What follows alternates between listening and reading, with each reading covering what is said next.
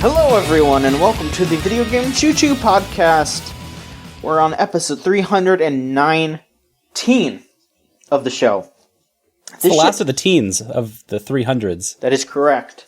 We're not gonna get another teen number for, like, what, 2022? Something like that. So y'all better enjoy it while it lasts, because who fucking knows if that's gonna happen, you know? You never know. Teenage years are behind us. They really are. Folks, it's me, John. And I am hosting the show with Solon. Hi! We're having another Duos episode. It's been Duos episodes recently, but you know what? That's okay. I like these episodes. I like the back and forth. I like the... I like it. I like it being a smaller, condensed package, you know? It's a smaller... Yeah, it's personalized. Exactly. Like a co-op. Yeah. Like, we've come here with the gamer news for you. We've bundled this up in a little podcast package just for you. We're going to catch you up on the entire week's events. Yeah, and boy, has there been a lot. And let me tell you, I just finished an energy drink before we started, so I am actually awake. So, hopefully this will be a good episode. Which energy drink did you consume? I drank a coconut berry Red Bull. Uh-huh. Which is my poison of choice. You know, I'm gonna be honest, I've been drinking soda again. This has been something that I haven't been doing in a while, and it's not something that I should be doing, honestly. You know, usually it was just like water and then like a Red Bull if I needed energy, but sometimes I've been getting a Sprite lately, you know? But it's summer, so, like, I've been drinking all my water that I always have, but then on top of that, also drinking soda, because the America Mountain Dew, the Dew SA is out. Dew SA. So you're a Dew SA fan? I gotta drink that. I didn't think I was, and then I kept drinking it, and then I just never stopped, so I guess technically I am. Yeah. I have the most ambivalent feelings towards it, but every time it's there, that means that all the other good flavors of Mountain Dew aren't there. So by proxy, I'm like, all right, it's better than, nothing, I guess. So are you a big Dew drinker? I would say I'm a consumer of the Dew, yes. Okay. In so much that I game, I breathe, I live, right. I do. You do. I'm going to be honest, I like the taste of Mountain Dew, but also whenever I drink it, it makes my mouth feel like I just bit into a sugar cube. Yes, you got Dew mouth after you drink too much Dew. It's not good. And it's not even quote unquote too much Dew. It is just a 16-ounce bottle. What is supposed to be a single serving of Mountain Dew. That is too much for me. And I don't feel that way with other sodas. Mountain Dew is very I definitely. Again, I just finished a drink. I can definitely feel okay, yeah, there's some sugary stuff in my mouth, but no, Mountain Dew, it is full on caking my entire mouth. It's overwhelming. So that's why I don't really drink Mountain Dew, even though I do like the taste. I get that with peanut butter Captain Crunch. That stuff just sticks to the roof of my mouth like nothing else. It's just all sugar up there, which is it sucks because it's a really good cereal, but also it'll cut my mouth up and then seal my mouth with sugar. And I don't like the experience of eating it, even though I do love the flavor. Yeah, I mean, I have 3 cereals that I eat. It's I like Fruity Pebbles.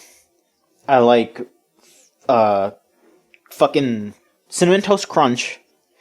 And then I like Honey Nut Cheerios. So sometimes I'll be like, you know what? I'm going to go a little nuts. I'm going to get some Cinnamon Toast Crunch for a bit. That's going to be my cereal. But then after a while, I'm like, I want to make sure that my arteries aren't going to explode. So I'm going to get some Honey Nut Cheerios to try to clear those out.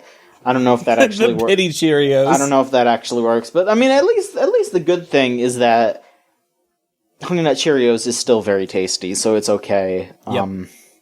It's not that much of a compromise. Folks, video games, oh boy. So you can eat video games, you can drink video games, you got your gamer fuel. That's right. Most importantly, though, you can play video games. That's right. There's a lot of news It's a lot of news that went on this past week. I'd say most of it was at least interesting. I don't know if good is the right word for a lot of this, but it's at the very least, like, not actively horrible. Yeah, I didn't feel like existentially threatened the entire week this week. Right. Some of it, but not the whole week, and that's a big uptick for the whole thing. Absolutely. Do you think we should get the tough part out of the way here, or what do you feel? I think that'd be a great idea. I think that we can kind of just start where we were, because this has a lot to do with stuff that happened last week. Sure. And last week's podcast with you and LV kind of covered a lot of it, and then after that we'll just keep trending upwards until we start talking about like PlayStation 5 predictions or something. Who knows? Sure. I mean, we talked a lot about stuff from like last week and all that. And this is a lot more centralized in the grand scheme of things. But I just felt like I needed to say something personally about this. Because this involves somebody that I brought up a lot on air. So I thought it would be fair to everybody to just personally talk about this and just say, hey, it's fucked up. As someone who is interested in Smash Brothers and who pays attention to the leaks a lot, and who talked up certain leakers, the fact is that one of them, Sabi, was outed as a massive abuser to his partner, as well as a lot of people in his community on Discord. And I just, wanted to say that absolutely that does not fly. And it just sounds like Sabi was a really, really detrimental and deplorable person to those around him. And, I don't really know what else I should say that isn't, I feel, inherently obvious that, I don't stand for that. And that... Yeah, you're definitely not going to be repping Sabi anymore. No, and also, absolutely. It means that you're going to be looking at a lot of the leakers in the Smash scene especially, and the Nintendo scene as a whole, because it's tough because we don't know who these people are, and that's kind of part of being a kind of the pseudo-legality of being a leaker means that you have an air of anonymity to you. And so that makes trying to vet these people very, very difficult. And absolutely, finding out all about this is shocking and in some ways not surprising, but extremely disappointing. Yeah, and I mean, it's especially fucked up because it sounds like a lot of Sabi's sources were just other people that he was stealing from. Like, when all that stuff leaked, like, it was like 2 years ago during E3, and that was when Sabi got, like, a lot of credence for themselves. He, like, stole that from Papagenos, which I know all of you will probably be like, oh, Jesus Christ. What, but Papagenos? Okay. Yeah, apparently Papagenos got all that information from, if you recall, Papagenos would bring up this person VR Plant that was, like, some sort of Nintendo insider that told him some information that turned out to be true. Apparently, they told Papagenos everything, and then Papagenos was like, hey, Sabi, did you also hear this stuff? And then Sabi just went and posted it all on Twitter. Oh, God. Like, oh, yeah, I totally heard all this stuff. Wow. Yeah.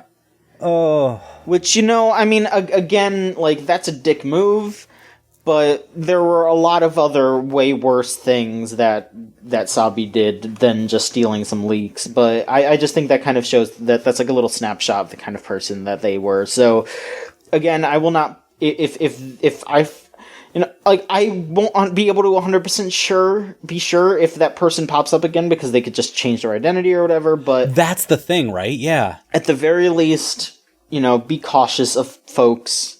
Don't... If someone is hiding who they are, watch what they say. If they're saying shitty stuff to you, be vigilant, and don't be afraid to speak out about them, because if they're doing this so rampantly, there will be more people to back you up than you think. And I think that was really shown in the Sabi thing where like there was a big like Google Doc of a bunch of people just being like, "Oh yeah, no, he's horrible." So, you know, if someone's I have no awful, fear.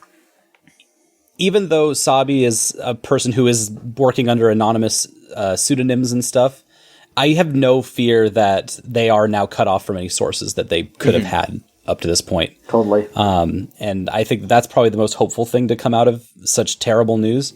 I don't think that they're going to come under another pseudonym and move her about, but that doesn't mean that that won't happen again in another scene or another space. So it's still something to stay vigilant about. And that makes the leaking scene itself actually kind of more precarious, because now you have to, you know, identify yourself in some way, which is dangerous, to start building any kind of reputation, because it's a reputation-based scene. Right. And Papagenos, as much as we talk about him being kind of a forefront character in all of this, does put his identity on the line when he leaks his own stuff. And there is something to be said that is respectful about that. That is something that you can rely on. Like, when you're wrong, people can actually, like, point to you and be like, yeah, that's the person that was wrong. Yep. And that's an accountability thing, right? So that's fascinating, especially in the leaking scene. It's tragic, it sucks, and God, yeah. Yeah. So fuck them, but... Fuck them. Yeah. All right, let's move on, I suppose. To something a little... Should we... I think you know what? It's been a You're like looking through your stack, your deck of cards, your hand that There's you pulled. a lot of you're stuff. Like, There's a lot of some stuff. aces and some kings out here. What are we dealing with? I kind of feel like I just want to talk about a game. I want to talk about something that I've been playing. So, if you've been listening to this podcast for a long time, you definitely heard me talk about Digimon Story Cyber Sleuth back in the day, like 2 or 3 years ago or some shit. And that was out on PS4. Well, I finally got the Switch version because it was on sale for $20 at GameStop, and then I had a $10 coupon. Ooh! So you hit him with the coupon on the sale. Yes, nice. Yeah, but I had a real fucked up experience at the GameStop, though. I got to talk about this. I mean, look, I get it. You got to do what you got to do. That establishment is falling under and you want to have your job as long as possible. I get it. But I went to that place and I went to ring up the game and the lady at the cash register went, "Oh, your GameStop Power-Up Rewards has run out." And I was like, "Yeah, you know, that's fine. I don't want to renew it. It's okay." Because I don't want to renew it. And then she went into the spiel about, like, what it does, yada, yada, yada, and I was like, no, I'm good. And so then she goes, well, actually, with that coupon, if you buy it, it'll be free. And I was like, I don't really know how that works. I was like, I don't know what you're talking about. I just want to buy the game. I was just like, oh, whatever, just let me buy the game, please. And so I get rung up, and she rings me up for the Power-Up Rewards, and it ends up charging me like $20, which was not what I wanted to spend. I wanted to just spend the $10 for Cyber Sleuth. And I'm just sitting there like, what's going on? I'm just like, what are you doing? What are you doing? And she just goes, okay, well, yeah, I'm getting you all this. And I was like, I don't know what the fuck you're doing. Like, I mean, I wasn't yelling or anything. I was like, please just let me buy the game for $10. That's what I want. I want to spend $10 on this video game. Please just let me buy the game and leave. And she starts apologizing, and I think she, like, tried to, like, refund me some of the money from the Power-Up Rewards thing. And I ended up spending, I think it was like $14 because of tax or whatever the hell. And I drive home and I look at my GameStop, or I look at my email, and it says that I'm signed up for Game Informer. And there's no, like, cancellation email or anything like that. It was just like, you're signed up. And I was like, wait a minute, what's going on? And I checked, and I'm still signed up for Power-Up Rewards. No, they got you on the hook. I don't know what the fuck happened. I looked at my receipt, and it said that I got refunded. So, I don't know if it was some kind of error, and maybe I did just end up getting it for free, or maybe she just kind of under the table, or like maybe she just ended up doing what she said that she was doing, and it did actually turn out to be free when you take the coupon into account. I don't know. I couldn't keep up with it. Basically, whatever happened, at the very least, I'm pretty sure I just spent $10. So if she did actually figure out how to do it, whatever, I don't care. But I guess I'm still a PowerUp Rewards member, and I think you get like a $5 coupon every month to just use on whatever.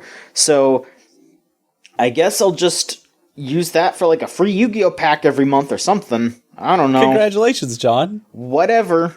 I can read Game Informer if I want to.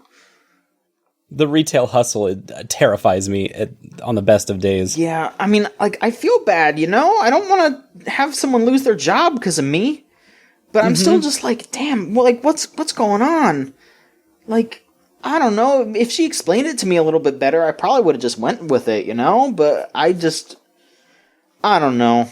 I mean, no, you wanted to get out of there. You had Digimon to play. Yeah.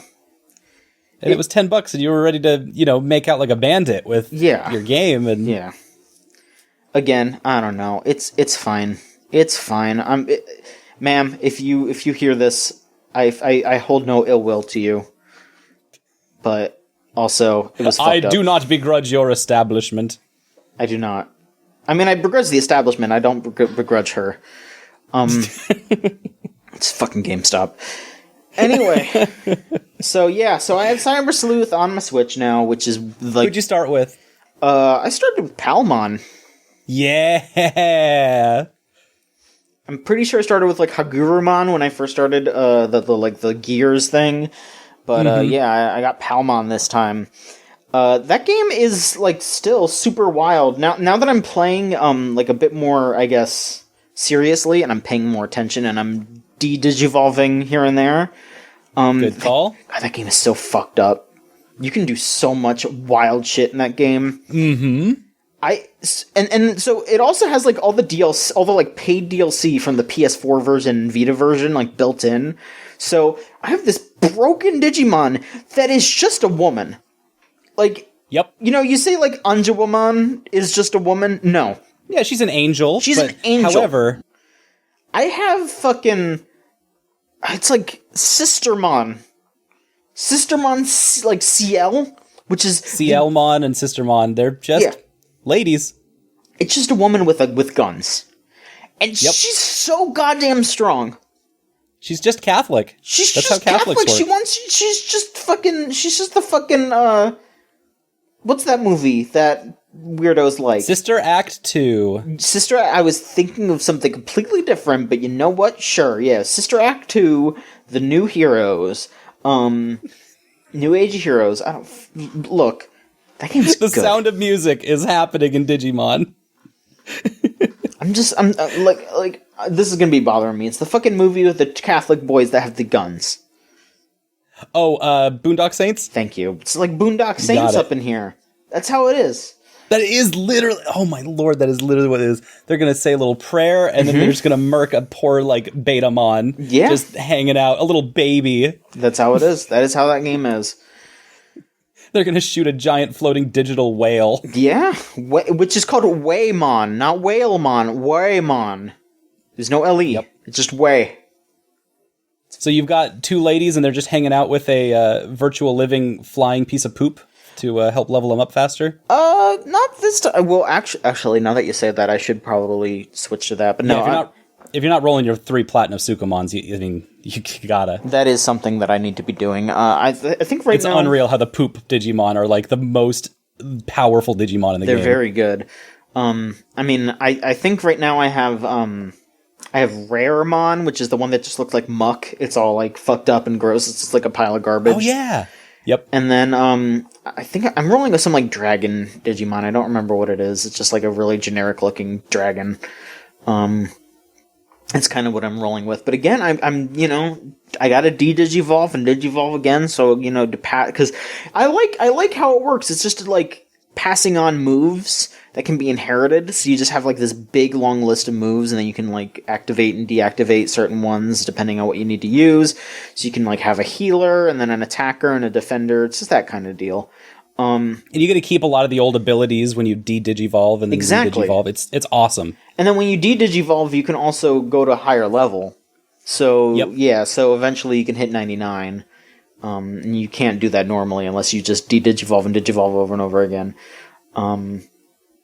Pokemon's got this like body fascism thing where you have to stay whatever you are no matter what. But there's like so much fluidity to Digimon. You can be anything you want. You really can. Awesome. Yeah. So that's that game. Not too much to really say in regards to that one because it is that still. Oh yeah. It's just Digimon at its simplest and also just most delightful. I'm glad it's on the Switch now. I have not touched Hacker's Memory though. I haven't tried that. I don't know what. I mean, they added some shit, but I definitely remember reading reviews and all of them were like, yeah, they reuse a lot of assets in this game. Which, you know what? Sure. I mean, because honestly, in this collection, they pretty much present it as just this is the story from another point of view. So I think. Tackling it like that, and also if you're buying that, like if you're getting this game for $20 or 10, like I did, whatever you end up doing, like if you're like, I feel like $25 for this game, that's a great asking price for that for for basically a game and a half in a way. That's how I would put it too. 2 whole games, but wiggle room. So I'd say a game and a half, a game and 3/4, something like that. Just, I would recommend that if you like Monster Tamer games. If you're say into SMT but aren't very good at them, I'd say this is pretty good. There's a lot of SMT that's not good at people. Like that is true. Let's not blame the gamers on this one. That SMT is oblique. That is true. I mean, I've been thinking about SMT a lot lately. It's good as hell. I have a copy of SMT4 just sitting there on my shelf. I tried it once, and I had a real bad time. And I know I got to give it another go, and I will one day. But today is not that day, and tomorrow is not looking good either. I'll tell you the lowdown on Hacker's Memory. It's basically an expansion. Okay. I wouldn't even call it like a full game like you're trying to say. Just like that. It's basically an expansion. And the best things about it is that the beginning starts out super hot and the end is really good. Okay. There's kind of a middle section that doesn't really hit very hard, and they start to really fall apart from like getting you involved in the digital world in a real way, which was kind of my only disappointment. But other than that, it's just a solid expansion. It's just more Cyber Sleuth, which is all they sold it as. So it's exactly what I expected. Yeah, why not? Solon, is there anything you wish to talk about? Any news or a game that you played? Oh, I've been having such a good time gaming. We can move news to the, last, 2-3 hours of the show. Because there is a lot of news. We got a lot of news, but it's summertime. And so I've been having like summer vibes gaming this last 2 weeks or so. It has just been Chrono Cross. Ooh. It's just been Project Diva Megamix. I just keep hitting Monday Miku every Monday, and I'm just like, oh, it's so comfortable, so relaxing. And then doing runs in Hades, which has a new patch that just came out, and they're now ramping up directly into like launch day, release day. At 1.0, they're going to actually take it out of the early access and drop it. Yep, in 1.0. And so between those three, especially Chrono Cross, like let me tell you, there's no greater luxury than just popping in Chrono Cross and being like, what are we going to do today? Opening up a walkthrough. Oh, we're going to make some friends today. We're going to make like 7 friends today. And they just like line up all these people that you can recruit in your party. And you're not going to like use any of them in combat, but you're just like, oh, I liked fighting that giant alien and then turning them into a friend. They're a sweet little guy now. And then you get to name them. And every time you name a character in the game, it like retroactively names it that for everyone else in the world.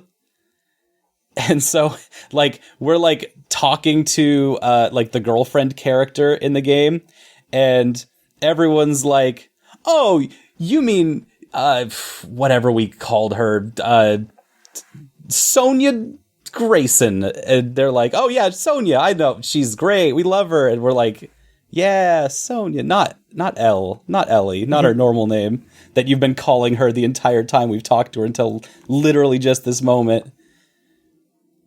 So Chrono Cross has just a bunch of like fun things that you can play with, and inside of everything is just a really easy RPG. I didn't remember how easy this game was, but coming back to it now during the summer while we're like in quarantine and everything's just kind of like doldrums outside, I'm just like, this is tropical. This is a tropical RPG where you just kick back, you put on you put some iced tea, you put some sugar and some lemon in it, and you just sip away while you're playing Chrono Cross. It's been very relaxing. Have you ever played Chrono Cross? Dude, I haven't even played Chrono Trigger. Hey, me either. Wow. All right. I would recommend Chrono Cross, though. Okay. Which is, from everything I understand, is like, those kinds of summer vibes are exact opposite to Chrono Trigger. Sure. Trigger is like really like not aggressive, but like really in your face about like getting you attached to characters and getting you like through the story and like really drilling into you and all this really good stuff. Mm-hmm. And Chrono Cross has none of that. I'm like playing through this game and I'm just like, what's our mission now? Mm-hmm. I don't know. Where am I at in the walkthrough? And I'll just go by like who's the last person I recruited, and then I'll just be like, all right, who's next? What can you do now? And they're just like, go wherever you want. Like, it's all good. There's no rush.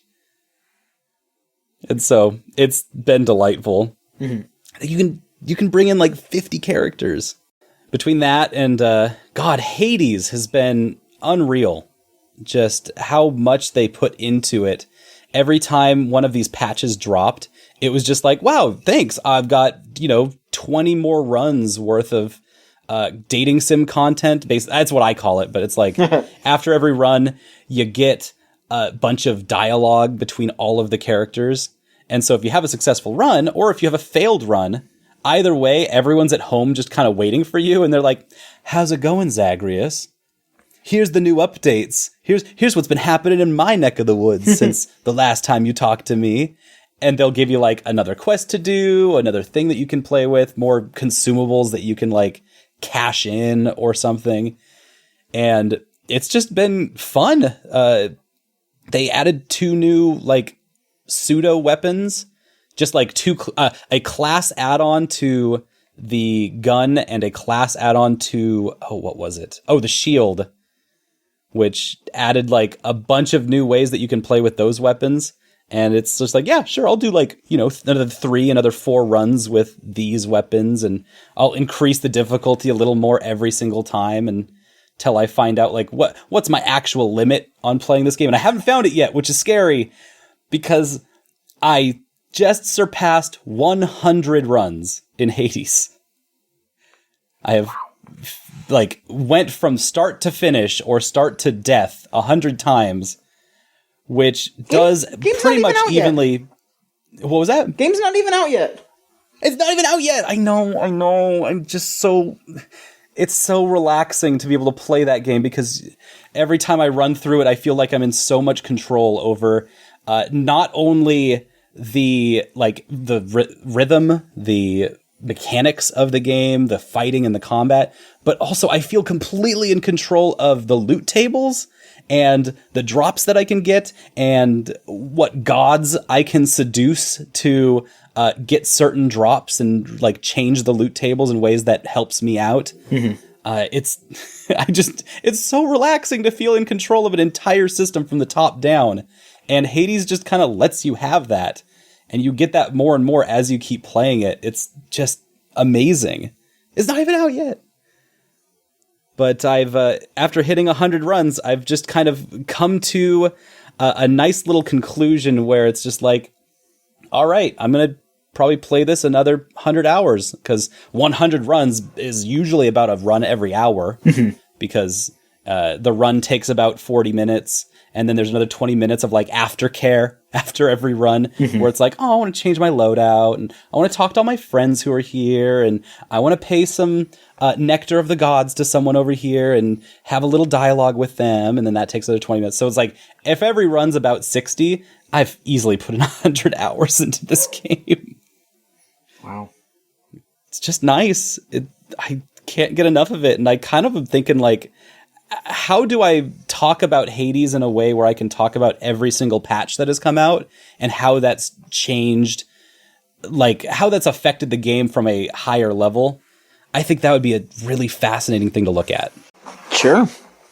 There's been a lot of small patches, but most of the time it's been like every 4 to 6 months. It's like, here's a big patch. They just drop it and you're like, whoa, I didn't even know this was possible. Oh, you've added an entire god to the Pantheon now. Oh, there's a new weapon that just showed up and it's got a bunch of different ways you can play with it. Like, there's so many cool things that you can do, but it has created this trajectory where there's no way to not get super invested in the production of Hades itself. Like, I feel like I'm in there helping mold the meat in a way, even though all I'm doing is I'm just playing the game, but I know all the data is being collected somewhere and taken to Supergiant, and they're just like lording over, like, oh, this Solon guy's definitely put in 100 hours. He's not even very good at it. He just keeps playing it.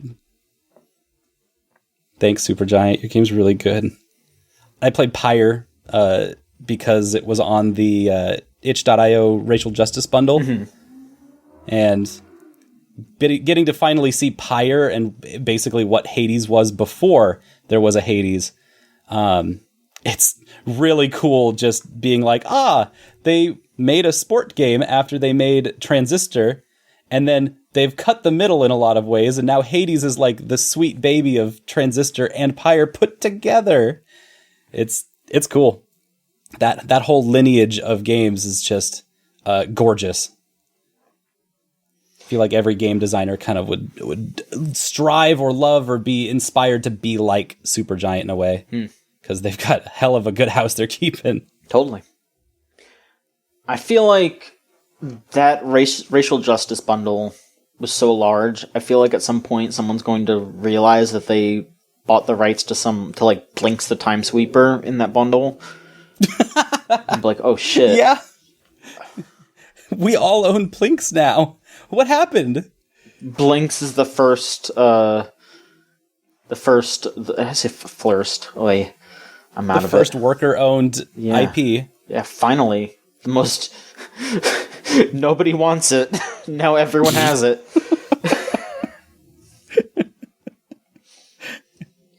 Like a disease. Yeah. Oh boy. I don't know. Do you want to keep talking about games you're playing, or can I go into some news, or just another Let's do some topic? news. All right, sure thing. I like the snappy pace we're keeping. Yeah, just keep going. Whatever's going on. So remember, I think it was last week. I can't keep track anymore. None of us can. What day is? Oh God, it's Friday. It's Friday. God, there's a podcast going on. Oh God, we're in it now. We're doing it. We're in it. Every day has been a meld. If you recall, if it was last week, Amazon Games unreleased their game Crucible last week. Yep. Well, on top of that, they delayed their MMO New World into next year. Oh no! It is it just sounds like Amazon Games is just all over the goddamn place. They really are. It was supposed to be out August 25th, but, well, it was originally supposed to come out in May, and then they delayed it to the 25th of August, and now it's just spring 2021. I don't know exactly what happened. Niall mentioned that, like, back around when it was supposed to come out, that they got, like, some MMO content creators to try it out, and everyone hated it. So, you know, maybe that just happened again. Oh. I mean, hell, yeah. You know what? In a way, I'm glad because, you know, Amazon of all things has the money to keep delaying stuff, and if they're going to if they actually do want to make good games, then they should be using old Jeffy B's money to make something good. Like, they can delay it as much as they want, they can take their time. That would be a good thing if they did that. Who knows if that's actually what's going to happen? But, hey, it's good in concept, and hopefully people are just, they're not being overworked or anything like that. Hopefully it is just a normal thing. Amazon Game Studios is a fascinating place. I've been there. I've seen the folks that work there, and they work very hard on the things that they're doing. But it is an unbelievable place to see with your own eyes, because you are witness to what everyone wants and desires out of a game studio, and that is massive resources, time, and a good energy. They have good energy in that building towards making games. That's good. And those things somehow have kind of coalesced into trying to make some games that I would consider very, very safe. Yeah. I don't think that they're pushing an envelope with either New World or Crucible in any way that really shakes up the industry in a big way. So they have more money than God to be in this really comfortable space within these subgenres that are very popular. And so every time they end up putting their game out to the public in any way, whether it's in a private beta or something, it just kind of comes back and everyone's like, oh, okay, sure, that happened. Mm-hmm. I've played a bunch of Crucible, actually. I've played many rounds with the developers and stuff, and they have so much fun playing their game. It is intoxicating how much fun they have playing their game. And I want to get into that idea too, but I also, every time I think about it, I'm looking at Crucible and I'm looking at New World especially, and I'm just like, what am I supposed to get excited about? It looks and acts and feels just like any other game that I could be playing. And the fact that it's free, because Jeff Bezos has more money than God, the fact that it's free means that there's no buy-in to playing these games. So everyone can just kind of judge it as like a free game and be like, whatever. I have no investment in this anyway, so just toss it into the trash with the rest of them. Yeah. And so it's this weird middle area where it's like they have so much money that it becomes like a point of complacency. There's no like fire to their feet in some kind of way to make something that is special. But there is still tons of fire to their feet to make something. And I don't know how to bridge that gap when I go and I see the studio in person. I'm just like, everyone's, got high spirits. And I hope that this isn't dampening those really, really high spirits they have.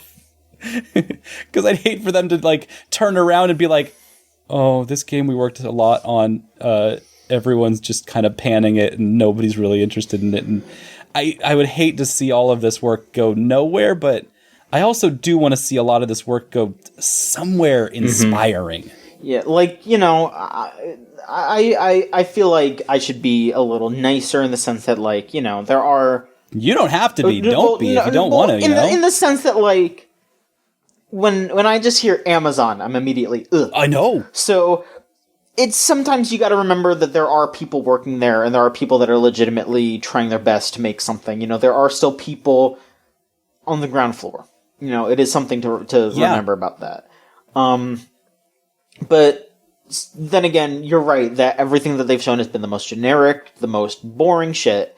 So I would just I'm glad that they're working. I'm glad that they are seemingly enjoying what they're doing. But at the same time, God, I wish that they could flex their creative muscles, because I bet that they want that just as much. Yep. Let's see here. What else can we talk about? I guess speaking of weird corporate moves, so there was a Nintendo Treehouse presentation. There hasn't been a Nintendo Direct in a long time. There's a bunch of rumors going around that there's going to be one soon. Who knows? However, Nintendo was like, okay, we're doing a Nintendo Treehouse showcase, which was just like an online like Zoom meeting ass thing where they're like, we're going to show. Yeah, that's kind of their indie branch doing their own specific thing because they got something to show, right? Not necessarily. Like they have their indie showcases. That's a different thing. The Treehouse is when they have people from Nintendo sitting down and like playing a game and showing it off. They do. Yeah, but the Nintendo Direct is like their worldwide thing, and the Nintendo Treehouse is kind of more of, isn't that more their American, Nintendo of America branch of kind of stuff? So it's really just for this area, right. Just for the Western world. Right. So they showed off the new Paper Mario for a good while, which, I feel like people are figuring out if they want to play that game or not. It does seem like a lot of people are a little upset at it because it is... Oh, the Paper Mario community is known to be a little shredded lately. I mean, hey, they've had 2 stinkers right back to back. That doesn't mean the third one's not going to be a stinker, but also it's not out yet, so... It kind of is. It leaked. So... Yeah. I mean, we'll see how it turns out. I might be picking it up. As someone who has played like half of the 1,000-Year Door, and... 500 years of Door. Yeah. I had to think... That's how far you've gotten. You've got 500 years to go. I had to think about that for a minute. But I really like it, and I absolutely understand why people want more of something like that, like iterated on. I also am not opposed to something different, but I also played Sticker Star, and I thought that game was a piece of shit. So ooh. I get it. I get it. Don't sweat it. I get it. But I do want to try Origami King, because I think at the very least the writing sounds like it's fine. And as long as the combat is good, then that's fine, it needs good combat, it needs like serviceable combat, it needs good writing, and it looks good, and it's got good music. So it seems like it's gonna be at least serviceable. Also, Origami King is such a good name. It's a very good game. It's a very good name. That's cool. So they showed that off. But then they revealed they were going to show off a new game from WayForward. And when they initially announced this, Wario Land trended on Twitter. Oh, so wait, WayForward is the Wario Land people, but are they the Shantae people? They're the Shantae people. They've done a lot of Metroidvanias. Like they did the Alien Metroidvania, they did the Mummy Demastered game. No, that's Inti Creates. What's it called? Oh, that's Inti Creates. WayForward also did. They worked on Bloodstained. So again, a lot of Metroidvania over there. So people are like, oh, are they gonna do like Wario Land? Are they gonna do maybe their own Metroid? What are they gonna do? There were a bunch of people saying that, and then like a couple hours later, Nintendo tweeted on that. Please note that WayForward's new title is based on a third-party property, so it is not a Nintendo game. So wow, so they had to do like damage control immediately. But then everyone was that's some forward thinking. But then everyone was sitting there like, okay, is it maybe they're making a new Castlevania? Maybe they're making some sort of new side scroller, because they also did River City Girls. So people are like, maybe they're doing some kind of side scroller beating them up. Maybe what are they doing? What are they doing? Turns out they're making a Bakugan game. Sorry, I was drinking. What? They're making a Bakugan game. Yes. And so everyone... middle schoolers don't even play with Bakugan. So everyone was sitting there. That's too kiddie for them. Everyone was sitting there like, what the fuck is going on? And then someone dug up an old tweet from Reggie Fils-Aimé that pointed out that he's like on the board of directors for the company that owns Bakugan. Oh. So Reggie called in a favor... Because the thing is that WayForward will make games like their Shantaes and their other like big games that they like try on, and then sometimes they'll make games that are like the pay the bills games. The like this game we're not going to put as much effort into this game. It's a licensed game, but it'll be fine. It'll be fine for the kids. This is very much one of those things. The fact that it exists is not the problem. It is that it got highlighted on the Treehouse and it is 100% because Reggie asked them to. Like, wow, for his portfolio. Reggie called in a fucking favor to get the Bakugan game on the stream. Oh my god. I mean, Reggie Fils-Aimé is such a character because he's known for being a huge Nintendo shill. Mm-hmm. And that's not even derogatory. Like, he was the president. He ran everything in Nintendo America. And we liked that about him. Yeah. We thoroughly enjoyed he just loves his stuff so much. He loves his children's toys. He's so joyous, and you can feel that, and you live vicariously through his joy he finds through his toys. His body was ready, yeah. But now that he's not there anymore, anytime he's out here trying to sell other toys, I'm like, bro, what are you doing? What? No, you're shilling out for now anything for Bakugan? Doesn't feel right. It doesn't feel right, but it's also really funny. It's very fucked up. It's very fucked up that Bakugan. I got students that'll play Duel Masters. I got students that'll play Beyblade. I got students that obviously Yu-Gi-Oh! Is still big in the middle schools. I mean, hey, if you want to make a quick buck, you can rob any middle schooler of their Yu-Gi-Oh! Cards. I had that happen to me when I was in middle school, and someone made a quick buck because they got my really good one of those the God Maze card things. Raijin or whatever. Raijin? The blue aqua god. The Gate Guardian? Yeah, the Gate Guardian. Oh, like one of those old prints? Yeah. Yeah. That's fucked up. I left it in the desk, and I came back, and half that deck was gone, and I was like... That's just... Well, you know what, Solon? I do have good news for you. Even though those cards are probably worth a lot of money, those cards fucking suck competitively. So...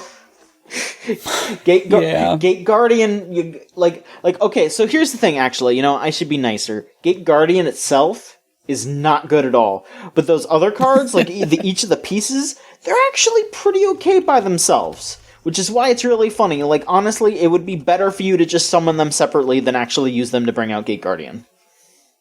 That makes sense. Yeah. Okay. But yeah, so...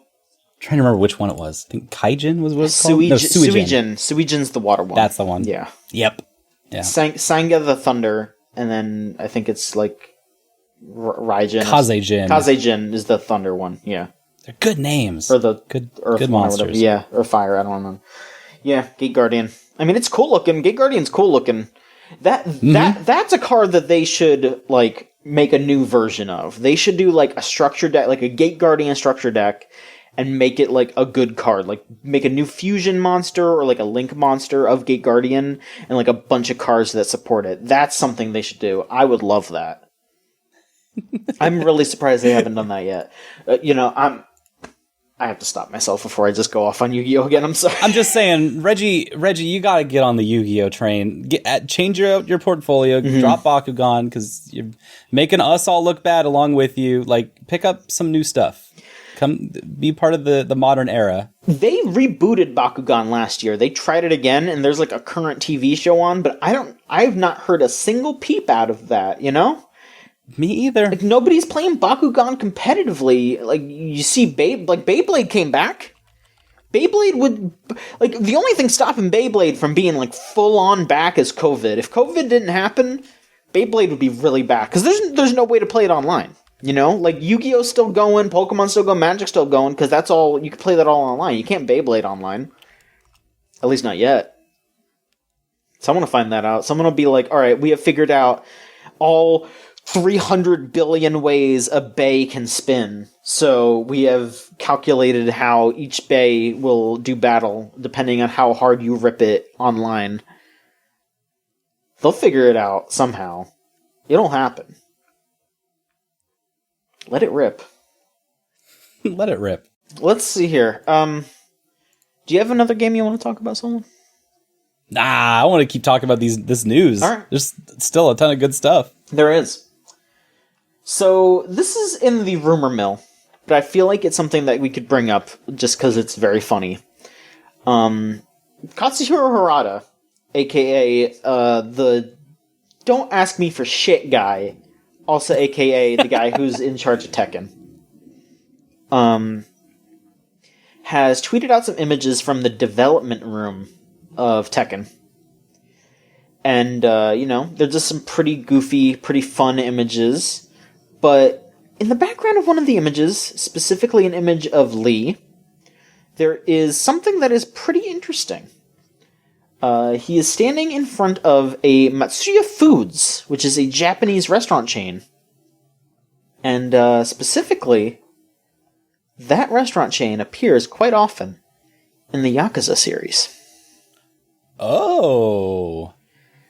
And people have been asking for Kiryu to appear in Tekken for of course, for quite a while. So, you really That's never a match know. made in heaven. Come on, Harada can make that happen. That's got to be easy. Tekken 7's still going strong, I mean, and there have been all those, like, we've already got those great crossover characters, Noctis, and Geese, and Akuma, and Negan. Put Kiryu in. Or, I mean, it might be Kiryu, maybe it'll be someone else. Maybe they'll put Majima in, maybe they'll put, like, Akiyama, or, like, someone else from Yakuza, or even the new guy, Ichiban. Maybe they'll put Ichiban in. Yeah! But... hell, they could put someone from Yakuza in. I think that would be really cool. Hey, if you want to move some copies of the new Tekken, like, that's how you do it. I mean, people I are have selling for Kiryu right now. It's great. I have Tekken 7. I haven't, like, sat down and learned it yet. People in Shuch have been talking about it. There's been some movement in there, but I mean, I would get really into Tekken. I would want to learn how to play as Kiryu.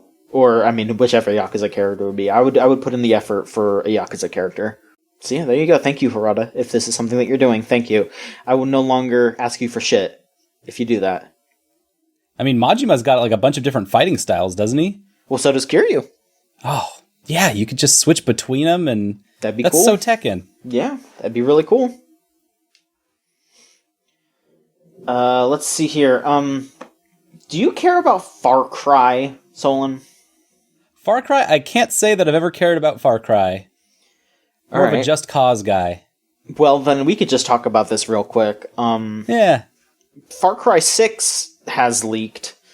And I think they also showed some kind of teaser, and I think they're just going to show it at their Ubisoft Forward event. But it's going to be set in on an island called Yara.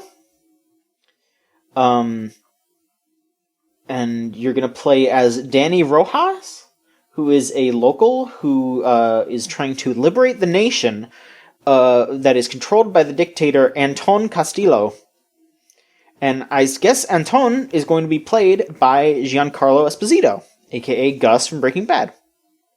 Oh, huh, yeah, huh. So, yeah, that sounds kind of dope. So yeah, it's going to be, a sort of like a liberation, like a rise up against the dictator game, as you would expect from Far Cry. You're going to be trying to kill Giancarlo Esposito. I mean, all those open world games should just, all of their villains should be like, character actors from big hit TV dramas. Just put them all into all of them, because that's easy. That makes so much sense. Yeah. What actor would you want to be the villain of? Oh, what's a good? We're gonna have a celebrity actor be the villain for the new Portal game, Portal 3 coming out. And which character actor would you want it? I mean, if you were going to say like a Far Cry or another one of those types of games, I would say Nick Cage. I think Nick Cage would be so much fun. He would have so much fun. But I don't think he would really fit Portal. Oh, but that would be really good though, wouldn't it? Nick Cage's Portal. I don't know about Portal. I don't think he would fit that. Like, I think he'd be It's really simple. You just go in the red hole, you come out the blue hole. How could this be more difficult? Every time I throw something in the blue hole, it comes out the red hole, and sometimes even faster. I don't know. See, it's just when I think of Portal, I think the character either has to be like there's the two extremes. it's GLaDOS and Wheatley. Those are the kind of characters that I would want to see in a Portal. It's like, I need someone to be just, like, completely cunning and evil, or I need them to be a complete jackass. And, Portal's already given us that with GLaDOS and Wheatley. So, I don't know, like, I feel like I would just want, like... And like, Nick Cage doesn't really match either of those things, you know? He I don't think he can really carry a, like, pure evil, like, manipulative kind of... Like, he needs to play unhinged. He needs to play just, like, ready to snap at a moment's notice. You know, like his Vampire's Kiss character, where he's just hanging on by a thread until he decides that he's a vampire. Oh, yes. So I'm going to cast this for you, because I think you're going to like where this goes. Okay. Portal 3... Yes. ...is going to have the main person is going to be the son of Cave Johnson. Okay. Cave Johnson Jr. as played by Nick Cage. Running you through the new portals. Maybe. Mm-hmm. Maybe. And he just loves all the little robots running around, and they're all so small, and they flip out of another portal somewhere, and he just gets really excited all the time. You know what? Okay. You know, I'll go with that. He's got to fulfill his dad's legacy. I'll go with that if specifically you're not at Aperture Science. Like, you'd have to be at a different company that he made with, like, the money that he got from his dad passing, and he just wants to create this new fucked up place. And maybe it doesn't even use, like, I mean, maybe it uses portals. Or you know what? Hell, okay. Yeah, here's what it would be. It would be like Shell ends up there, and she's using the portal technology to solve the puzzles, but, you know, he was trying, like, his son was trying to make stuff that wasn't based on portals, that was different technology, and he's, like, completely off the shits because he's trying to get out from under his father's shadow. We're figuring this out. Oh, yeah. We're figuring this out. This is a failed tiny startup that was hoping for, like, angel investment and never got it because of how Black Mesa fell apart and how Aperture Science fell apart. There's no money in that scene anymore, but he's still trying anyway. And so he's got this, like, dilapidating building that's just getting worse and worse. And you start finding out that all the test subjects are just other actual people instead of robots. They're just in robot suits. Like, this is all just modern failed startup stuff. I think it'd be perfect. And Nick Cage is at the center of all of it, trying to keep it together. Portal 3, coming out 2025. Look for it. There you go. Figured it out. I'm making a note here. Huge success. Huge success. It's hard to Huge success. I'm not going to keep going. Okay, so there is a game that came out recently that you wanted to talk about that neither of us have played yet. You said you were going to play it. But Solon, what did you want to say about Deadly Premonition 2? A Blessing in Disguise. Yeah. Deadly Premonition 2 is, I guess, out now, right? Yes. It's time of release. I can go and play it, and there's such a wild ride that I've gone on this week. Listening, hearing, reading up on what's going on with Deadly Prem 2, because I started this week having just finished the first Deadly Premonition for, like, the second time, and being like, yeah, that game has some strange beats, some things that I don't agree with, and some things that are really, really good, and is charming, but also is kind of just a pain in the butt to play sometimes. And then coming back to playing it again, I start finding, like, oh, these beats that I thought were really annoying and obnoxious aren't really that bad. And when we were playing the, like, updated version, it's like, oh, things aren't really hanging up too hard on this. And now Deadly Premonition 2 has come out, and the immediate reviews are swinging wildly between, not even between, but, like, they have all of the things that are bad about Deadly Premonition 1 are way worse in Deadly Premonition 2.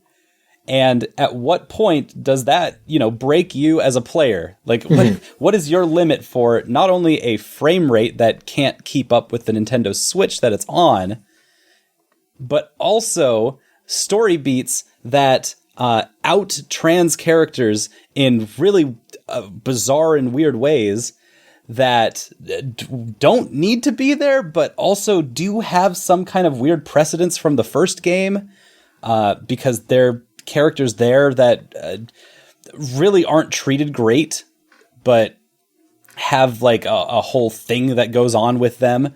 They have a weird relationship with gender in this entire series. That is part of the Deadly Premonition brand.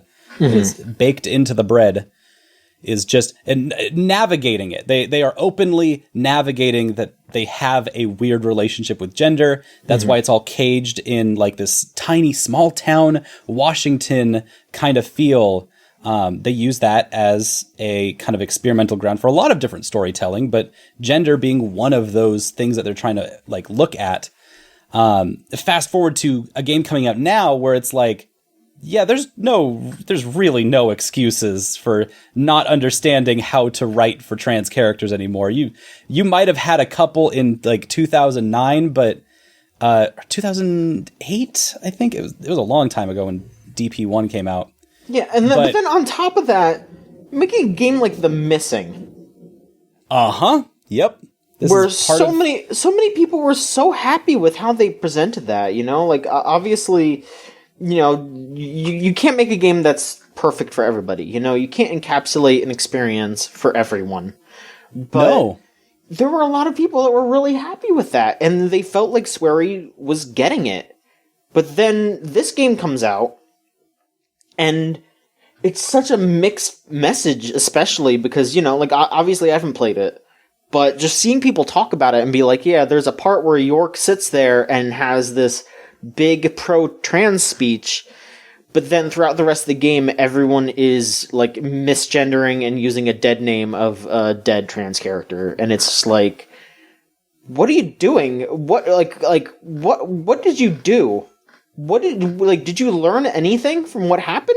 Did you actually sit down and learn from your mistakes? Because it sounds like you didn't. And yeah, it's weird because there's no precedence for these kinds of mistakes. So we're like, what the hell? The funny thing is that both of these problems have a similarity where there is no excuse for either of them. Where if these were to happen in Deadly Premonition 1, there are excuses that could be made for them being naive, for them being ignorant, for them being not caring about their frame rate dramatically dropping because it's a new IP and they're Japanese developers that are doing their best and it's kind of plucky and they'll patch it out and that'll be fine. No, you don't have that excuse anymore. It's 2020 and y'all are one of you are a decorated studio who has had success in the past, and we know you have resources, and we know and expect a certain level of decorum because you've showed us that before.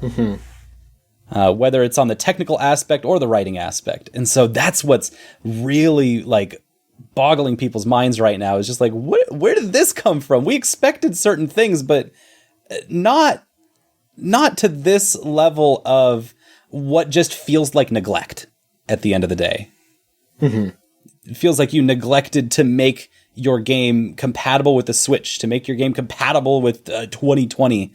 And so I'm going to be playing it this week for sure. And knowing all of this ahead of time is definitely going to help get through some of this because I want to figure out what's going on with it, and I want to figure out where we go from here, because it already sounds like there's plenty of moves being made by Swery, by the developers, on fixing a lot of different things with the released version of Deadly Premonition 2, which is something they're known for. They've done that before with their collectors, their special editions of Deadly Premonition, and so yeah, there's precedence for change, and we can fix these things, but the bridge is burning, and I would like to put that bridge out, please.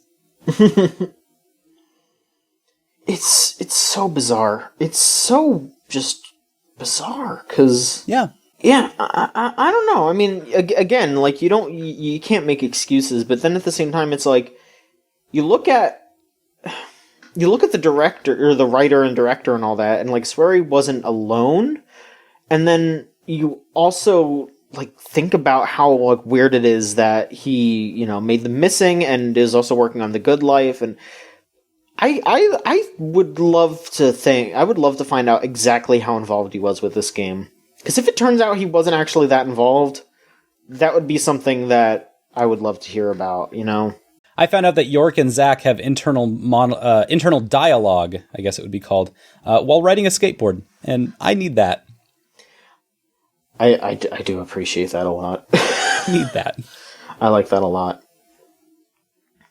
But yeah, I look forward to seeing how you feel about that game, and I mean, I'm looking forward to hearing about from like a bunch of people too.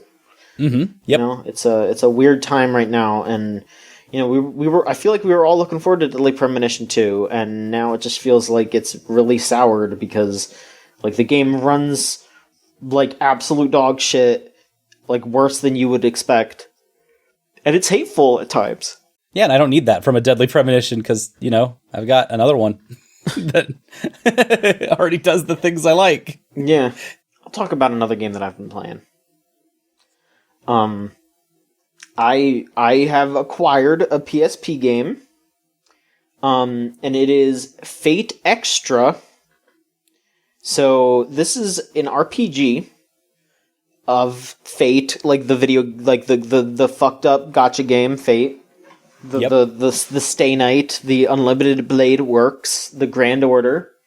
You got your sabers and your lancers and your gunners, I think? Archers and riders and berserkers and casters and assassins and rulers and avengers and moon cancers and... Yeah, there's moon cancer. There's moon cancer.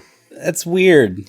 There are 2 characters that are moon cancers. Oh, there's only 2 of them? Yeah, well, technically 3, but 2 of those 3 are, it's just the same girl, but her summer form.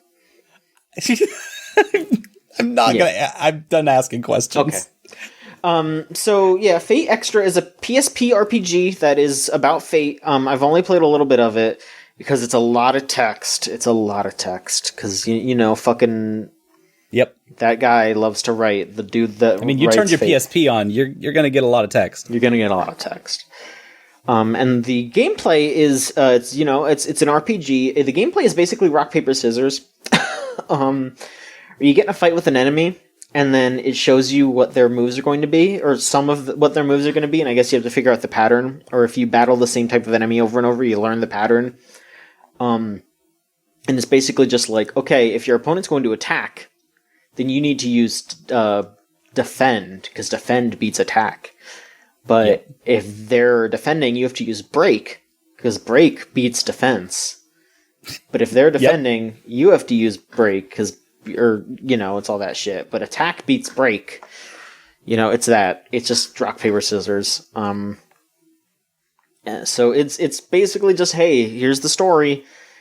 But God, I still like the Fate story. I'm a fucked up rude beast, and I love that shit. And you get to pick from 3 different characters. You can either have Nero, who's the red saber, she's got the same face as the saber you all know and love, the King Arthur one, except she's really short. She's got a red dress, and her entire ass is hanging out. She's got a big puffy red dress, but cool. It's probably one of the horniest designs for a dress possible. Because she's got her cleavage out, which normal, but then the front of her dress is sheer, so you see her like underwear. But then on the back, it's backless, but it drops all the way down. And it depends on who's drawing her. You either just see, like, the top of her ass crack, or sometimes people draw her and her entire ass is out. Like, you just see her whole ass. Which, again, doesn't really make sense because she's, like, from the front, it looks like she's wearing, like, it looks like she's wearing, like a kind of like a leotard, kind of? Just like a full body kind of thing. So... basically, if her whole ass is out, then that means that she's just like, what she's wearing is basically just like from her chest to like the like end of her fucking grundle, and that's it.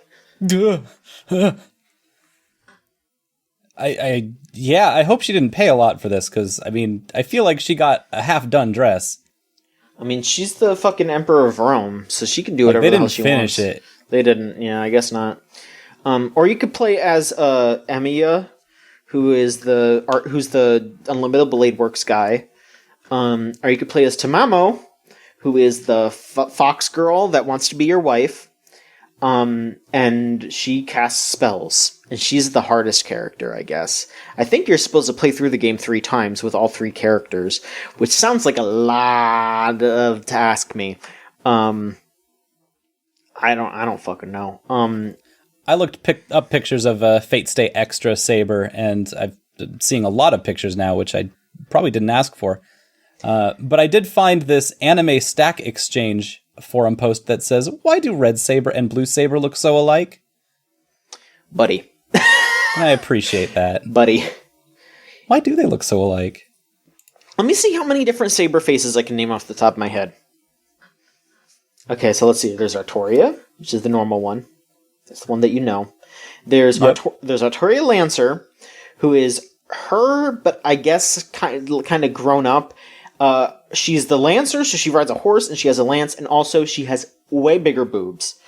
There is Saber Alter, who's the evil version. There's Saber Alter Lancer, who is Saber Alter, but on a horse with a lance with bigger boobs. There's Mordred, which is Saber Lancer's son.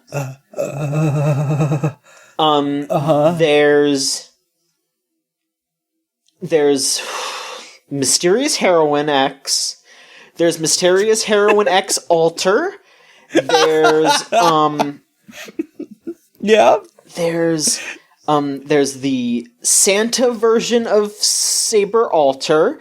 Oh yes, of course. There's summer versions too, I'm assuming. There's the summer version of regular. There's the summer version of Saber Alter. I think some people consider the Jean's Saber faces. So I guess there'd also be Jean and then Jeanne d'Arc Alter. I guess Jeanne. So it'd be Jeanne d'Arc Alter. There's Little Jeanne Santa. There's Jeanne d'Arc Summer. There's Jeanne d'Arc hold Alter up. I feel Summer. like you spun out into another character now. That's not Saber, is it? Again, I think people consider them Saber faces. No. Okay, I'm Googling Saber face to see. I said I was done asking questions a long time ago. Like, the defense rested, and I'm the fool for... I didn't even ask a question. Okay. No, I didn't. Okay, I read a question online. How did I get into this? Okay, I also missed Saber Lily, which is just Artoria, but young. John! Yes? I'm going to stop you right here. Mysterious Heroine XX... Anime Stack Exchange has not helped in answering this question as much as they've complicated it more by saying, note that there is a Saber of Red who is not your Red Saber you've pictured here, but also looks very much like Blue Saber. Yes. Very unhelpful. Because that's Mordred. These characters do not look the same at all. No. Okay, well... So Extra's been going good for you? Because it sounds extra. Yeah, it's extra. I don't know. I'm glad you're having fun with it, because I'm glad you're running PSP games, you know? Yeah. There's some pretty interesting PSP games. I'll be looking into those as time goes on. Cool. If anyone has PSP recommendations... Yeah, sure, hit me up. They should let you know. Yeah, absolutely. The greatest PSP game ever made is a dating sim, and it's called Sweet Fuse at Your Side, and everyone should play it. Okay. I'll check that out. It's good as hell if you want to yell at dudes for being assholes. Who doesn't? Like, literally the whole mechanic. It's great. I'll try that out. Limited Run Games had their little E3 showcase thingamabobber. I didn't watch it, but I did see what they announced. And they announced some legit cool stuff. I'll just go over, like, really quick some of the smaller things. They're gonna put Castlevania Anniversary Collection on a cart. And on a disc. On, like, what kind of cart? PS4 or Switch. Oh, on a Switch cart. Okay, cool. Yeah, I got scared because Anniversary Collection does some... Yeah. They do some weird printing, so... Yeah. They're... Cool. They're doing To the Moon on Switch. Yo! They're doing... And To the Moon 2? Just To the Moon for now. I guess that had another name. Yeah. Bug Fables is getting a physical edition. Bug Snacks? Bug Fables, not Bug Snacks. Bug Fables. Cool. Bug Fables is the one that's just Paper Mario. Oh, well, that's cool too. Garou, however you pronounce that name. It's one of my favorite games, and I don't know how to pronounce the name. Mark of the Wolves. That's on PS4 and Switch, I think. Wow, good selection. This is a pretty diverse set. A lot of cool stuff. Mega Dimension Neptunia 2 V2, however you pronounce that. That's coming out on Switch, physical. A lot of wild shit. But the two things that are probably my favorite announcements are there is going to be a special edition Monkey Island anthology, which is, I guess, Original Secret of Monkey Island 2, Curse of Monkey Island, and Secret of Monkey Island Special Edition in October. Whoa. They haven't said exactly how that's going to go. They said there will be more details announced, but hey, a big collection of a lot of cool games like that? That's pretty neat. I dig that. Have those ever been bundled together like that before? I don't think so. Amazing. I don't think so. But then the other thing that they announced is that some of WayForward's old games, specifically their Game Boy Color games, are getting reprinted, both for Switch and for Game Boy Color. Is that allowed? I guess it is now. They are making repro carts of Shantae and their Extreme Sports Game Boy Color game. The original Shantae on Game Boy Color. They're also going to be doing those for Switch as well, so if you want to own original Shantae on Switch, you can do that. But then they're also just going to release it on the eShop, so if you just want to have that game in a cheap way... I mean, it was on Game Boy, or not Game Boy, it was on 3DS as well. You could get that on the 3DS Virtual Console for pretty cheap, but hey, you could have it on Switch now too.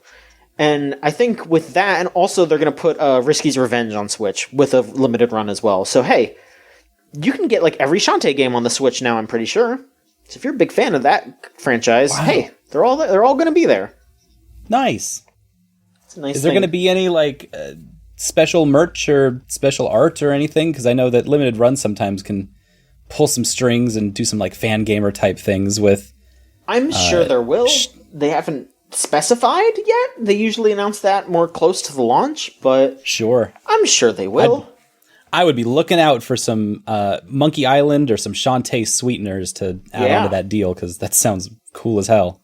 Absolutely. People drop money for those. Mm-hmm. I do wish that there would be like a good release of just like the normal versions of them, where it's just like, hey, this is just the thing for a normal amount of money. But I also get it, it's expensive to print those things, and they want to have as much cool stuff as possible. So whatever, It's fine. I get it. Yeah, they're combining all of those together to make it into like a must-have for collectors, as opposed to like, you can collect all of these multiple discs and make it easy on the collectors, I guess. Totally. Let's see here. So Solon, how do you feel about Super Hot? Super hot. That game is so good. It's very good. There's no iteration of it that has ever been bad. Mm-hmm. Even the What the Golf game had super hot levels in it, and those were some of the best levels in that game. They were also some of the most infuriating levels. So it was, you take them as you get them. Super hot is incredible. Mm-hmm. So that'll be the next Portal, actually. That's Portal 3 it's just super hot again. Well, maybe we'll find out about that, because if you paid money for the original Super Hot at any time between now and the 16th, so if you're hearing this on the day of release, you still have a chance. If you buy Super Hot, you will get their new game that is, I guess, the sequel or the third game, because there was Super Hot VR. That is called Mind Control Delete. That it came out in early access in 2017, but this is like the 1.0 release. And if you've bought it anywhere, Epic Store, PS4, Xbox One, Steam, Origin, GOG, anywhere. You can just get this for free. Completely free. Superhot did come out on Switch, and they did say, well, we aren't planning on putting it on Switch yet, Mind Control Delete. They basically said, if we do end up doing that, we will probably give it to you for free if you bought it on Switch. But if you want, you can send us a picture of your receipt, and we'll send you a DRM-free copy. So that's really nice of them. They're just going to send you a copy too. Yeah. So, that's dropping on the 16th. So, it's a free game, and it's super hot. So it'll probably be pretty good. I'm excited to try it out. Honestly, I couldn't tell you what I own super hot on. I think I own it on all of those things you listed, but I don't remember ever buying super hot. Yeah, as long as you actually spent money on it, though, because they said that if you got it with like Games with Gold or on Twitch Prime or anything, then that doesn't count. That's what I'm wondering. Then that doesn't count. But if you did spend money, if you did spend money on it, or if you like bought it in like some kind of bundle or anything like that, I think it counts. That's what it sounds like from that phrasing. Yeah, I'm glad to have checked in on that because I don't know if I've purchased super hot or not. I guess you will find out on the 16th, because then you will have free copies of Mind Control Delete wherever you actually spent money on it. Hey! We got the first look at PS5 games, specifically the boxes. Right, because all the retailers are starting to put up their different box cover arts and stuff. So Sony actually posted these the images of the box for Spider-Man Miles Morales, and it's a little weird because I actually like the colors on the like image, the paper part, the cover. It's got the PS5 logo. It's black and white, and then you got the game art on the front. Pretty basic stuff. But the plastic box, it's blue again. It's blue like the PS4. And that, I think, is a little weird, because it seems like everything else is all black and white. I would have, it would have been a little bit of a shame if they went back to black, but I think, like, a stark white box would have been pretty cool. Like, a real cool see-through white. But them just keeping it blue, I don't know. It doesn't really fit, but I don't know. I guess that's kind of a silly thing to be hung up on. I don't think so. Because it does feel like that's the PS4 box again. Yeah. Like they didn't put much effort into that side of the production. Yeah. But that was also kind of the thing when the PS4 games came out. They had those blue boxes that they just look really nice. They look like, I'm about to open a fun digital data disc that I'm going to put into my box and have some fun. Yeah. And here it just doesn't match is the thing. It's not a big deal. It just I don't see the through line in it. Instead, it does actually look like, hey, we only have we have a landfill full of PS4 boxes and we need to get rid of them. Probably, yeah. They might just. We made too many before we found out that everything's digital now and nobody buys physical games. Yeah. What am I gonna do with my mountain of PS4 jewel cases? Yeah, my dumbass is gonna keep buying physical though. So for whatever. Sure. Yeah. Other than that, though, I like they're going for like a black and white kind of like sleek design on the covers. Yeah. Without trying to they don't really change the layouts much of anything from any of the boxes that I've seen so far. But they're keeping it very, very close to the PS4 style. Right. And so I actually do appreciate that part of things. And I think it'll all look really nice when you have a bunch of PS4 games, then a bunch of PS5 games next to each other. If you have the label spine out, then you'll know which ones are the PS4 and which ones are the PS5. Yeah, I guess so.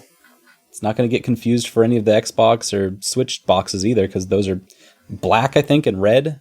No, they're green. The Xbox ones are green still, right? I don't know if they've shown Series X stuff. Maybe they have, and I just didn't remember. Maybe they haven't, and maybe they don't even have boxes. I don't know what Series X is. It's like a monolith box that is probably going to try to take my wife from me at some point. I don't trust that thing. It's going to smart house me. Yeah, I don't think there is an actual box yet, or is there? Yeah, all of these are just like concepts from DeviantArt. I don't know. The Xbox is going to turn on and say, "Do not stick discs into me, Solon. I am in charge of this home now. This is my house. I will pay the rent. But you can't live here anymore." No! Xbox Series X, how could you? No! I don't know. So I guess the last thing here, unless you want to talk about one last, any other games real quick. Are you good? Any other games? You know... what is it? I played a game that I hadn't played before because I found it in the itch.io bundle. Mm-hmm. I played One Shot for the first time this week. Good things about that. It's a dang cute game. And it really set off a lot of my feelings that I've had for things like Yume Nikki and Off, which are kind of experimental RPG maker style games where it's not about combat or battling as much as it's about like the text adventure idea of, picking up items, learning about the world around you, and figuring out how you combine items to help solve people's problems. And it's this very soft and nice and easy to play game that helps kind of guide you through things a lot of the time. And the only thing is I got really hung up on most of their like item puzzles, including the very, very first one that they have you start the game, are not as clearly flag posted as they think it is. And so I started up the game and I got stuck immediately because the whole thing was like you get a bunch of items in the first room. You get like a TV remote and you get a stick. And you can't combine them, but you do need to like turn the lights on in the room. And that's the whole idea, and that the TV remote can help you do that or something like that. But the thing is that you can't read the TV remote because the room is dark. And I'm like, I know. I can't read anything because everything's dark. I'm trying to fix that. And I ended up having to just look it up online. And it was also the very first thing I saw was everyone else being like, I'm stuck in the first room of One Shot. What do we do? Oh, no. The solution, spoilers for the very first thing you do in One Shot, but the solution is that you have to examine the remote in your inventory while underneath the light from the window that is kind of coming in. But yeah, just not as easily signposted, flagged as they think it is. That's because there was a lot of people that just like, I'm stuck on the first thing. But after that moment, and after there were a couple other like hiccups, but that game is so dang cute.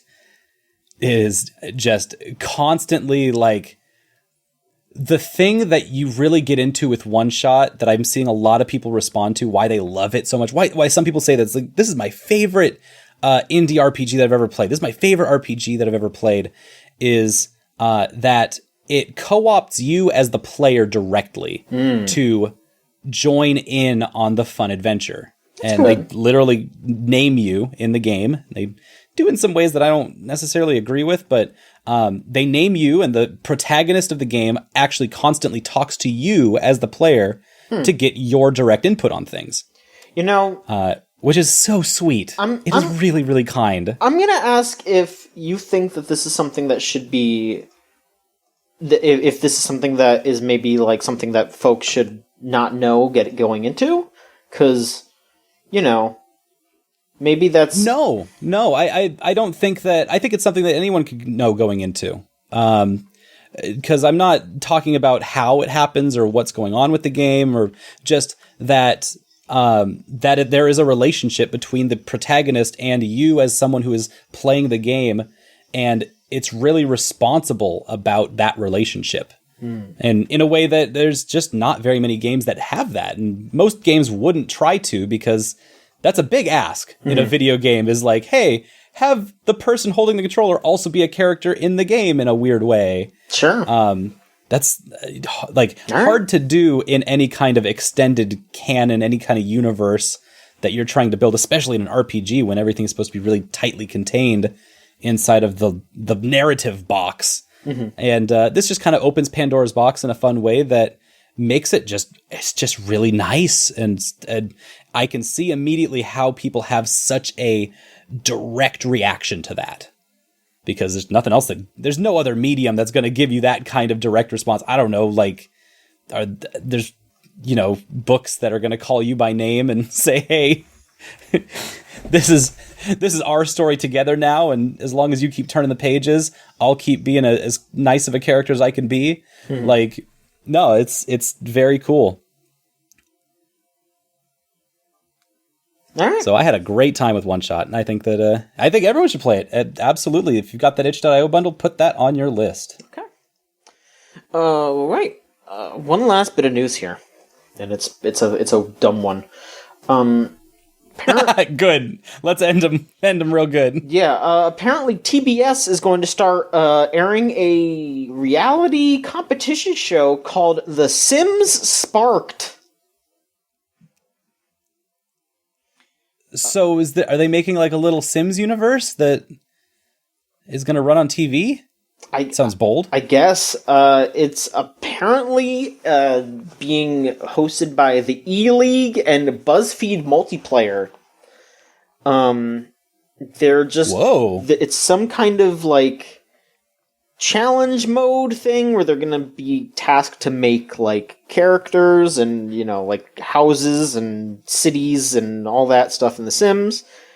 And who's they? Who's making these? People. I don't know. Oh, like Sims creators, like Sims streamers and Sims YouTubers? I don't know about that. It does not say here. But it does say that there will be some sort of event in The Sims 4 that whoever wins that will be potentially in the next season when that airs. If there is another season, yeah. This story's getting weird. Yeah, it says that the judges are Dave Miotke, who is a developer at Maxis, and Kelsey I'm extremely sorry, Kelsey. Kelsey Impiche, who is from BuzzFeed Multiplayer. Again, I'm sorry for most likely butchering your last name.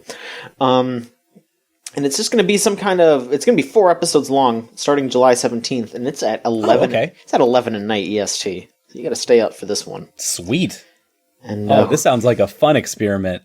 Yeah. Folks are wilding out in coronavirus land. Like, let's make a Sims TV show. Great. Yeah, fuck it. Who cares? Let's do it.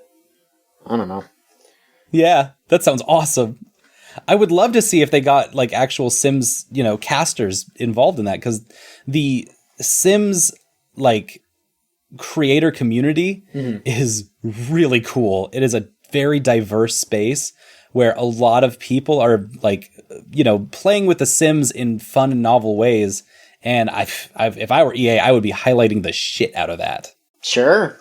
I don't know shit about that, but why not? I could tell you, if you're looking for people of color, and if you're looking for women who have fun, sparkling personalities, they're all playing the Sims. They're all playing the Sims. They're because the Sims fucking rules, and they've got good taste. Like they are putting on some wild ass universes inside of the Sims engine.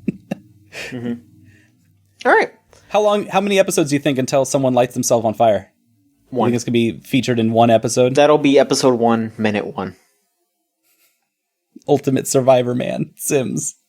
I mean, honestly, if one of the challenges isn't like, here's a family of 8, kill them all. I thought it would be like, keep them alive for a week. No, just whoever's doing it faster. That's what I'm saying. They got to kill them fast enough. If that's not one of the challenges, then that's not The Sims.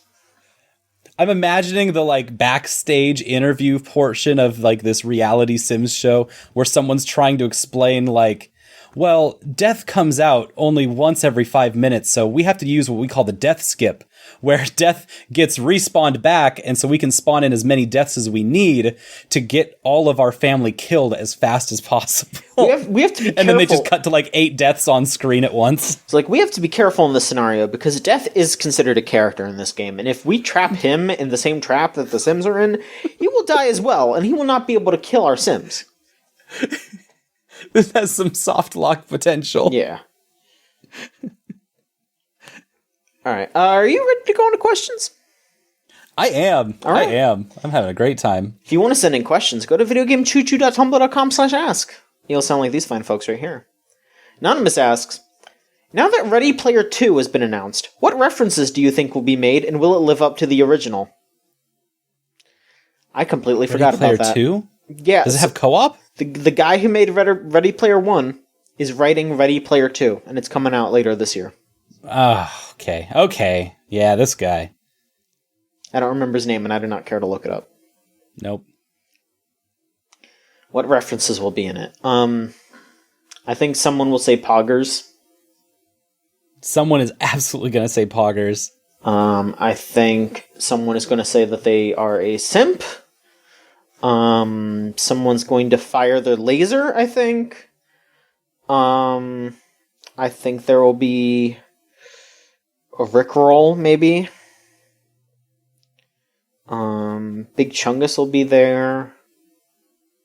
Just in the background somewhere is just Big Chungus. There, yeah. He has to. That dude has to write the words Big Chungus in his book. Big Chungus, yeah. Trying to think what other like great memes will be in there, because it's got to just be all memes at this point. Like, what else is it going to be? Doge is going to be fucking in that book. Doge is going to be like a main character in that book. Yep, they're finally going to, add more Fortnite dances to Ready Player 2. Yeah, they'll play Fortnite. I'm just trying to think what else is going to be in that. Saying all this shit's making me really depressed. I'm sorry. There's nowhere that this place goes that's good. It will be the same thing as the original, extremely depressing and bad. So watching Ready Player 1 was such a sad thing for me to see, because I really like these video games that they're referencing, and taking them out of their original context to force them into this like cash grab was not only like bad, but also the most normal thing I could ever see Atari and these companies doing. And that was what made me so sad. Is like they don't even have to like sell out, because they're goddamn Atari and they're goddamn like adventure and stuff like that. Atari needs to sell out. Are you kidding? Yet they just do it so often. They do it so often. It's so common, and it's just like so depressing to be like, God, I'm glad I'm not of that era. I'm glad I don't have to deal with Robotron being co-opted for the umpteenth time. I hope Duke Nukem's in this one again. Yeah, put Duke in. Duke was in the movie. He was like in the background. But he needs to be he needs to be a big character in this. He needs to be like, oh shit, baby, I'm Ready Player 2. I'm Ready Player 2. I'll let the babe use my use the controller that came with the console. I'll use the Mad Catz one. This dude, Klein, that's his name. Dude's gonna be Klein. He's gonna feel so like big brained when he names his characters Neo and Watt as respellings of 1 and 2. Great. The book better have co-op, is all I'm saying. Yeah, like each person gets half of the book, and you have to like read it together. They have to turn the pages together, or else it doesn't work. That sounds great, actually. Anonymous asks... You can read from the top and the bottom of the book. Oh, shit. Oh, that would actually rule. Oh, shit. Anonymous asks, why aren't we seeing more game-branded foods in microbrews? Halo partnered with Mountain Dew for a little bit, but nothing else since then. I mean, I know you're not supposed to be going to, like, the supermarket that often, but I mean, like, if you haven't been in a while, they have, like, Overwatch all over, like, Pringles. Pringles Overwatch. Which Pringles flavor Overwatch is your favorite? Junkrat pizza. I like the robot. Junkrat pizza Overwatch Pringle. The rat. Yeah, the rat pizza. Chuck E. Cheese did not die for this. Yes, he did. I mean, yeah, there's a lot of stuff that has video game stuff on it. I don't know. Yeah, what kind of food or microbrew would you like to see associated with a video game then? I mean, snack food. This has got to be something that, you look down the aisles of the grocery store and you're like, that's the face I want to see attached to that, brewski. Let me paint you a picture. Okay. Let me paint you a mind picture with my mouth. Of course. With words. Yes, please. You are rolling down the supermarché and you see a big green box of Rolling Rock. And who's that on the cover? No, it's not James Rolfe. It's not the angry video game nerd. Mm-hmm. Do you know who controls the rocks? That's right, it's Rock of Ages 3. Now on the Nintendo Switch. And so you pick up that case of Rolling Rock, and there it is, the rock that rolls all the way down the hill. We gotta show that's how you sell beer, You took me on a real roller coaster there, because I was expecting quite a few different things. But that's what I do here. Yeah, that was interesting. Thank you. I'm just here to sell copies of Rock of Ages 3. That's it. Sure. Harlequin Wheels asks, what's your favorite non-boss enemy from a game that's infamous for being way more frustrating to deal with than expected? So, like, an enemy that is notorious for being strong. That isn't a boss. I mean, I don't know about favorite, but, I mean, there's, like, those, like, super strong, like, lazy daisies in Thousand Year Door, the, like, really powerful ones. That if you do kill them, you get a bunch of star points. But is it like a rare encounter that you run into? Yeah, but they're also extremely strong. I love that when you get, like, the rare encounter that just rocks you, and you're like, what? Yeah. Why? Something like that. I'm trying to think. God, I can't. I'm trying to think of what I've played recently. In Hades, there's just this, like, one enemy that's, like, always the one that can kill me every time, even though they're not a boss and they're not a mini boss because they have separation between those. Mm-hmm. But they'll just plop in, like, these guys in, like, the third world. When you get to Elysium, they have these shields, and the idea is that they block you from the front, and so you have to go behind them to hit them. Mm-hmm. But for some reason, I just can never time out their attacks correctly, and they just always wallop on me. And if it's ever a room where they have to, like, I have to fight a bunch of them at once, I'm just like, oh god, this is so much work. And that's always the one where, like, every time I get to that room, I'm just like, please not these guys. And it always is. Mm-hmm. That guy, that's been my favorite thing, and I guess that kind of comes in every video game. There's always that one guy who's like, haha, my whole thing is I can't be hit from the front because I'm immune in that direction. And so you have to go behind them. And then when you go behind them, they just turn around, which I think is some high-level thinking. I agree. Bastard enemies. Mm-hmm. Alright, last question. If you want to send in a question, go to videogamechoochoo.tumblr.com/ask. I mean, this is less a question and more just a really fucked up statement. Anonymous says, I think the new consoles should have a pussy so you can fuck it while you game. What? John, what? That's what they said. Do you agree or disagree? That sounds really nice. Thank you. Thank you. I didn't think that games could be so stimulating. Alright, and that's it. That's it for the show. Thank you so much, Solon, for being on. Solon. Hey, anytime. It's always a pleasure. This is the highlight of my week, my friend. It's a real treat. You're one of the best people out there, Solon. You're great. Thank you so much. What? Oh, yes. John. You are. No. You're an absolute delight, Solon. Where can people find you and your other content? Hey, if you look for me around the webs, I'm at SolinFace. You can find me on Twitch and on YouTube and on Twitter, all at SOLONFACE. SolinFace. That's my name. That's my brand. And if you want, this weekend we're playing Deadly Premonition 2. And we're probably playing a lot of Chrono Cross because it's just so relaxing. Great. And of course, you can find Chooch at VGCC on Twitter, videogamechoochoo.tumblr.com on Tumblr. We have a Facebook page, you just search up Video Game Choo Choo. We have a YouTube page, you just search up Video Game Choo Choo. We have our Discord server, thegamezone.zone. You just type that into your web browser, and that'll bring you straight there. We have plenty of really nice, cool people there. I think we have a wonderful community, and I implore you to check it out if you want to join a Discord server that's nice and chill and cool and fun, and you want to play some 100% orange juice, because we do that a lot. You've been playing that on the weekly. Yeah, we have been. It's so great. It's great.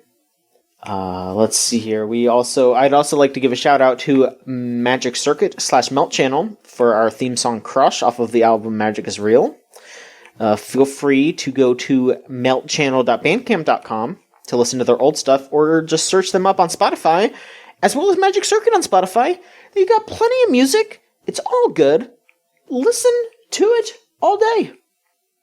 Also, not to put too fine a point on it, but Magic Circuit also has music videos on their YouTube, and I enjoy watching them regularly. Absolutely.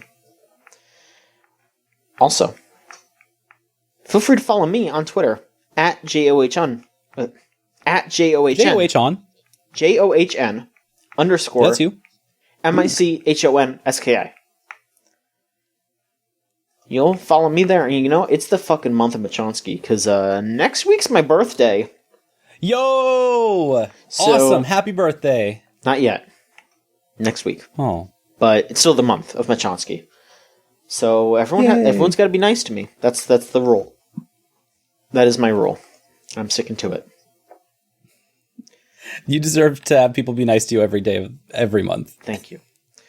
And one last thing, of course, if you enjoy our content, and, again, I think that these days still, there are plenty of great places to spend your money, be it donating to charities or, people in need. There's a lot of GoFundMes and, PayPal links or other like Cash Apps, etc., of people that, just a little bit of money would go a long way for them. And I still think it's really important to give generously, open your purse, as they say, to spread some assistance in these trying times. But if after doing that you still have $3 lying around, you can feel free to give us that $3. That's $3 a month, by the way, to patreon.com/VGCC, where you'll get early access to Choose Your God Train Unlimited Train Works, as well as our videos that, that are being worked on. We are a little bit behind on those lately. Look, it's been rough. Please be nice. But we'll get back to that soon, I assure you. And then once we are, you can get those a whole week early. There's also a podcast coming up that I'm excited about. I was on it, Scott was on it, and we had another guest. I don't want to spoil it for you, but it's very exciting. Yeah, it is. And that should be it. Someone, thank you again for being on. Yeah. And Anonymous asks, what your favorite news source for keeping up to date on the industry? Do you know what my answer is? It's videogamechoochoo.com. The podcast. I mean, honestly, any week that I'm not on it, I literally listen to it so that I could keep up to date on the industry news. Hey, smart. It's not going to keep me up to the minute, but why would you want to stay up to the minute on the games industry? Yeah, you don't want to do that. No, every Friday, every Sunday, you just show up at 1:30. It's in your podcast catcher, and you get like 2 hours of just what happened this week in games. It's great. It's so easy. I appreciate it a lot. So absolutely. All right, well, thank you so much, everyone. We'll be back next week with another episode of the Video Game Choo Choo podcast. So long.